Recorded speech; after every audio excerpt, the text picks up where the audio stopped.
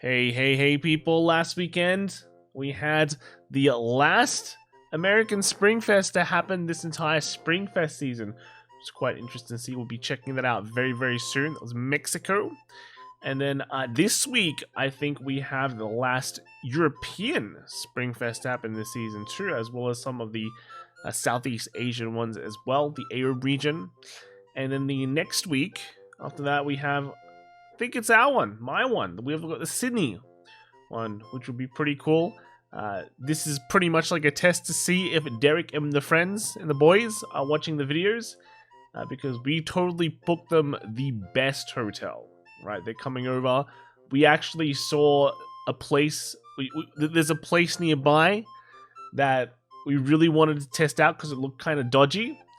So we booked them that place, and it's gonna be good for the content. You know, it'll be good to see their reactions. So yeah, if they're watching, they will definitely hit me up and go, "What is going on?" But if they're not, then they're in for a surprise. All right. But yeah, let's kind of get back to the Mexico tournament. We have standard. We only have the top 8 breakdown for standard, though we do have the second place deck lists.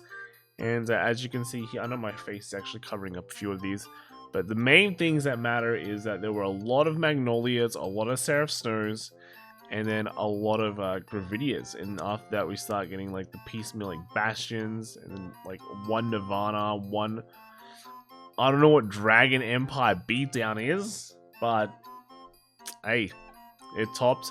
One Baradin, Kyrie, Flagberg, Bruce, Clarissa, and Orphis.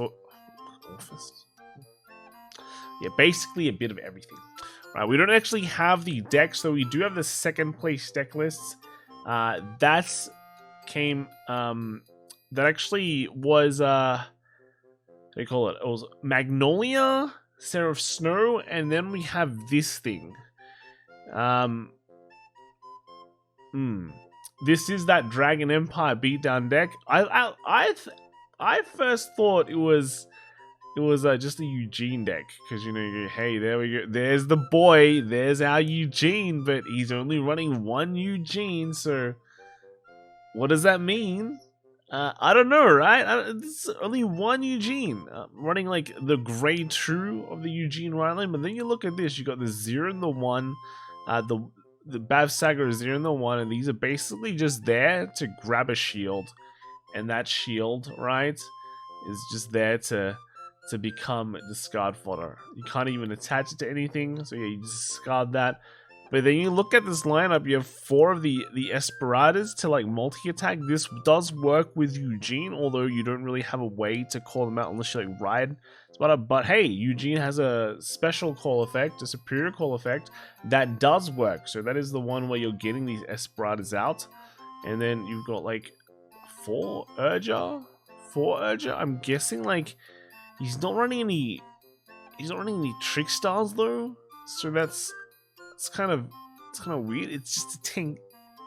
It's just a 10k, right? It's just a 10k, though. I guess like because it has the overdress ability, it is much more accessible than everything else. And then yeah, I don't know what to think of this list. I actually don't know what to think of this. I feel like you could make kind of a kind of beat downish list already with a proper Dragon Empire deck. But this actually came second. This beatdown deck actually came second. So it's definitely doing something right? Unless it's not. But it could be. Like, these all hit numbers, you know, the Rayu's 12 plus something like just 20. Yeah, and then a couple of these just like search for the overdress stuff. So I guess, right? Just beat down, gain advantage, always put down a full field, and then hope your opponent is deaded. Yeah, that's it. I guess it can just be that easy. Next, let's kind of look at VPREM, right? So, kind of interesting results. So we have the top 4 breakdown here. We have the first place team actually bringing Night Rose, Vanquisher, and Yasuye, right? Actually not having any of the Prisms or the Gurgits. As you can see that here, there's like no Gurgits, which is very crazy, and only 2 Prisms, which is definitely not as not as what you'd expect from the top 4. Second place was Prism, Raging Form, and MLB. Right, MLB. That's it's been a while. You know, it's been a while. And then third place we've got Gear Chronicle, Nova Grappler, and Genesis. Okay, and then in fourth place we've got Sanctuary Guard, Ezel, and Prism. So we'll take a look at some of these lists. Kind of interesting, right? First place there was the Yasui deck. We haven't really seen Yasui in quite a while. It's kind of still remained the same. You know, you got the Shiryukis, heavy grade 3 counter, Nudos, right, and the Yasuis. So nothing really has changed much. It's just been doing okay. Alright, it's just been doing okay. So very cool. Second, then we got that second place MLB. Yeah, it's just an MLB deck. Actually, just straight up an MLB deck, but it's also running 2 Soul Savers, which is kind of interesting. 2 Soul Savers, and then the rest of it just you know, you got your Blaster Blains and Darks, and you got the Beteviers. So yeah, that's cool. That's cool. Another list we can look at is the Nova Grappler list. This one just running, you know, Victor. Then you got the old what was it called again? It was the Illuminal Dragon, which was nice, and then just a bunch of multi attackers. So kind of cool, right? Nice to see Victor doing something in V. There's also the Sanctuary Guard. Sanctuary Guard just straight up doesn't have the PR as well. He's running like one of the Baron and the one Blaster Blade. Right, so kind of interesting there. But otherwise, just good old Sanctuary Guard. Doesn't have a maxed out crit lineup though. Actually, was running some draws, it seems. So it's like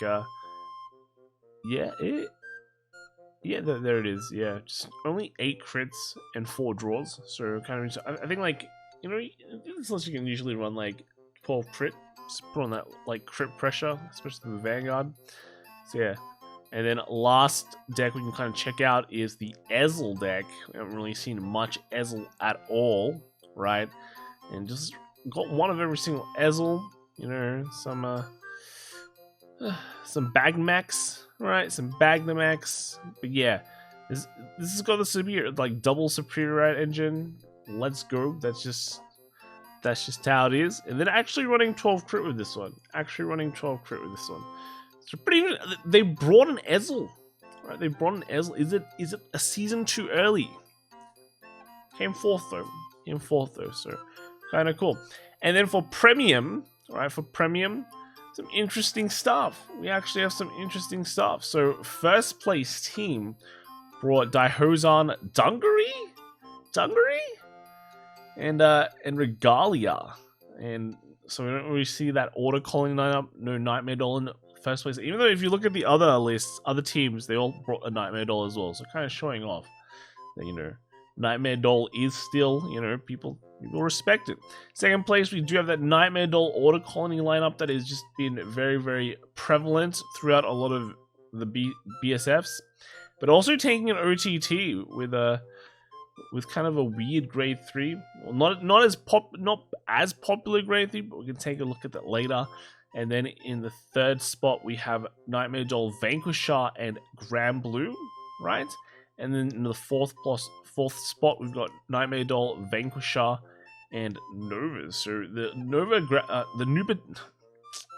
Narukami, very, very popular in premium here. We have it in 3 out of the 4 spots. Same the Nightmare Doll. So pretty cool. Let's kind of look at some of the lists as well.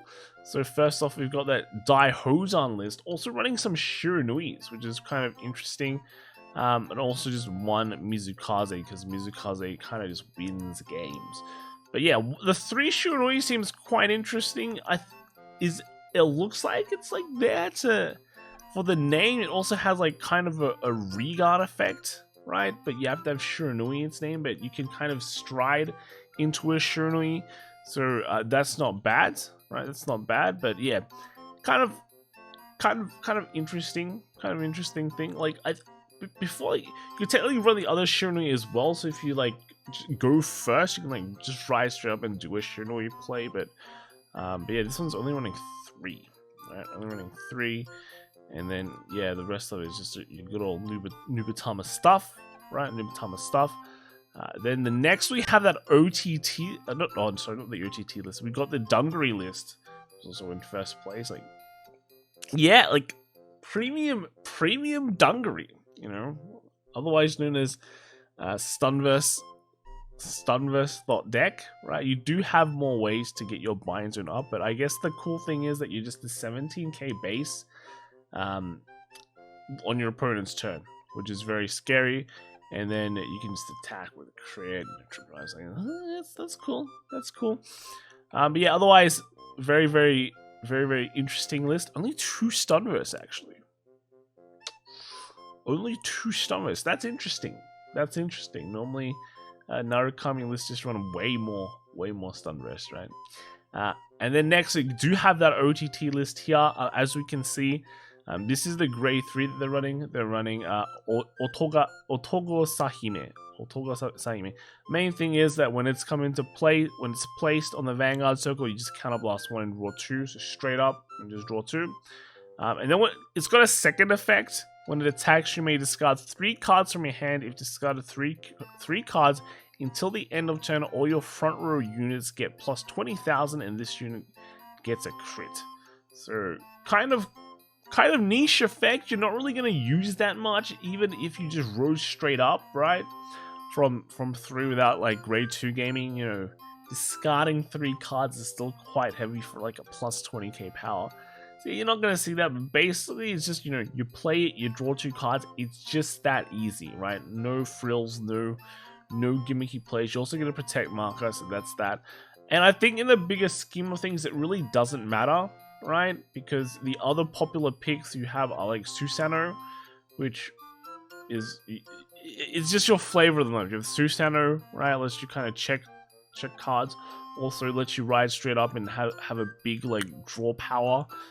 Without really having to worry about like staying at grade 2, because I guess the funny thing about a lot of the grade 3 cards for OTT is that they're very strong. That's also because the first stride for OTT is like not great. You're kind of locked into the Momo or like a very low value utility grade 3. So if you don't want to go Momo, you know, you're kind of relying on the grade 3 skill. But just having any auto skill that like procs when you like ride is already very good.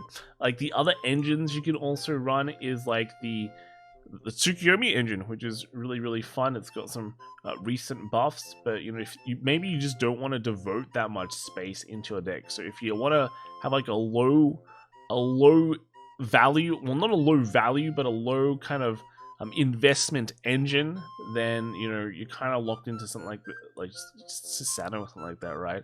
Susanoo or this. I know some of the Magus ones are popular too, right? So you can run that, but otherwise, you know, Otoga Sahime is fine, I think. So yeah, otherwise then you can like run a bunch of stuff in your like deck that you might not have the space for if you're running like another engine. He's like maxing out on the Amaterasus, which is kind of normal, but then also like the Ichikishima, yeah, and then just, you know, the Magus and all that. So a lot of space here. Two of the what was he called, Magic Kaliko again, just to get the combos, right, the max combos, and then otherwise, you know, the 4 Ichikishima in the G zone, all that, very standard. 2 Momos and all that, yeah, very cool, but interesting grade 3. Interesting grade 3. You can try it out, see if you like it, see if you like drawing 2 or not, right? And then the last deck we'll take a look at is just the Nova Grappler. I know the Nova Grappler has been very popular in like Indonesia last week. We saw 2 of them make it to the top 4, right? And this one here is just the Giga Drill Breaker. Oh, yeah. This one also made top 4 for Mexico, and we can see this one's actually running 3 Zubats. Last week, a lot of them were just running like the 4-1 split, but this one's actually running 3 because, you know, seems cool. And then, you know, the 4 Shouts, a bunch of restanders. But yeah, and then, you know, main thing, you'd be going into this just like busted trying to pump up the drive checks, and then maybe finish off with a GB8 or anything else. So yeah, that is basically all the list this week. Very cool. Very cool to see Mexico show up. You guys might not know, but Mexico actually does very well usually at Worlds. I know, although they're represented unlike the NA region, and NA region does get its fair share of tops, right? But I think in 1 year, we got Jesus. He came first at Worlds, and then the following? I think the following year we had another Mexico player coming second, right? So usually they do pretty well at Worlds. That's pretty cool to see. I think NA, like at least for the NA region, all the NA tops, right, at Worlds is usually like not like main region NA. It's like a non-main region. So you got like Hawaii as well. This is kind of an interesting tidbit. But that is it. That is it for basically NA. Basically NA. And so next week, tune in for the final EU region. I think got like 2 of the area regions too, and then finally the week after that is basically the end of BSF, unless they sort out the dates for Taiwan. I think that one only has like Y Schwartz, something like that. So yeah, let me know what guys think in the comments. Right, I'll see you guys basically tomorrow. All right, bye.